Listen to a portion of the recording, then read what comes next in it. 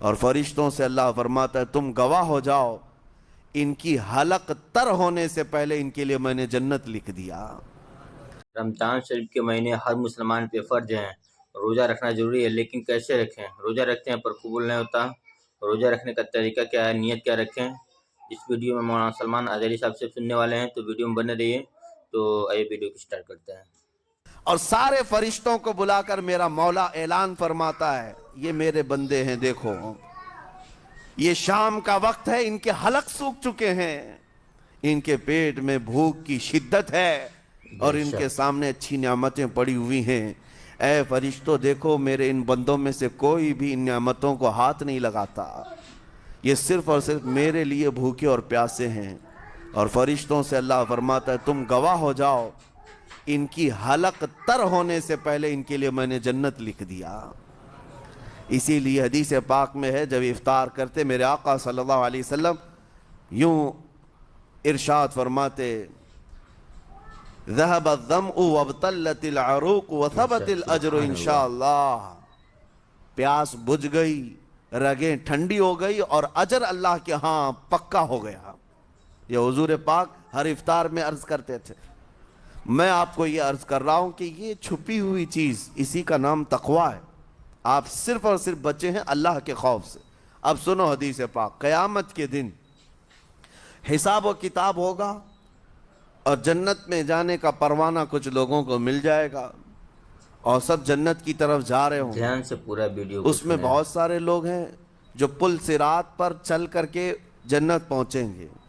اب جب کافی لوگ جنت کے دروازے پر پہنچیں گے، ایک جماعت ایسی ہوگی جو پورے راستے میں کہیں نظر نہیں آئی، جنت جانے کے راستے میں کہیں نظر نہیں آئی، لیکن جنت کے دروازے پر وہ پہلے سے موجود تھے۔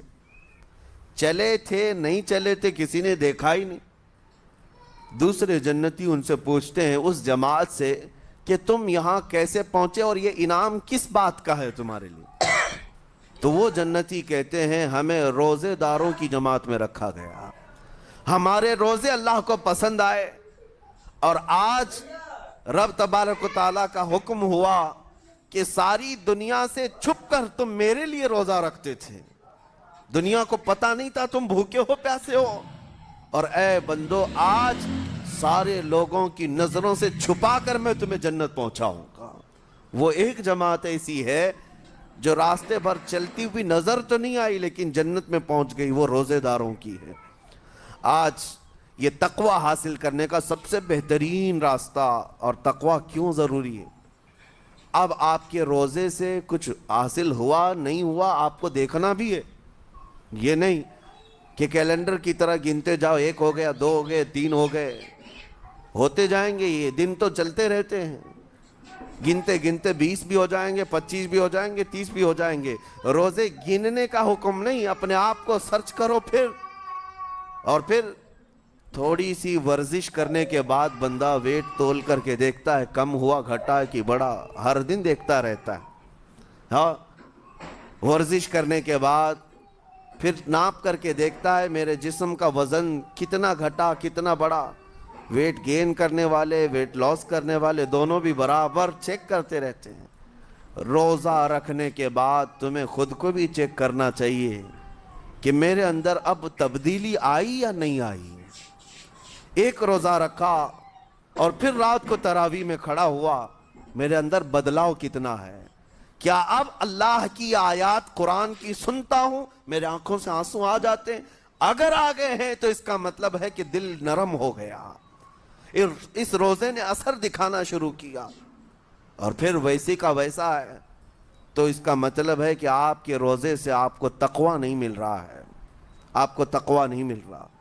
خوف خدا جب آتا ہے تو انسان کا دل موم ہو جاتا، نرم ہو جاتا ہے، اور اللہ کے عذابات سے، جہنم کے خوف سے، قبر کی سختیوں سے وہ رو پڑتا ہے، اس کی آنکھیں بہنے لگ جاتی ہیں، اور جب دل سخت ہوتا ہے پتھر کی طرح تو اسے نہ اللہ کی آیتیں رلاتی ہیں نہ آخرت کا تصور اسے ہلاتا ہے۔ اسی لیے قیامت کے دن کے بارے میں آپ کو بتاؤں، نبی پاک صلی اللہ تعالیٰ علیہ وسلم کی امت کی طرف जहन्नम की आग शोले लपकाते हुए बढ़ती आ रही होगी बहुत तेजी से। करीब है कि वो जहन्नम की आग सबको अपने लपेट में ले ले। वहाँ खड़े हुए बहुत सारे लोग अपने अपने आमाल का सदका पेश करने लगे। हाजी अपने हज पेश कर रहे हैं, नमाजी अपने नमाज। इस वीडियो को ज़्यादा से ज़्यादा शेयर करें। तो इस वीडियो को यहीं पे करते समाप्त और मिलते हैं किसी और दूसरे वीडियो में इंशाअल्लाह।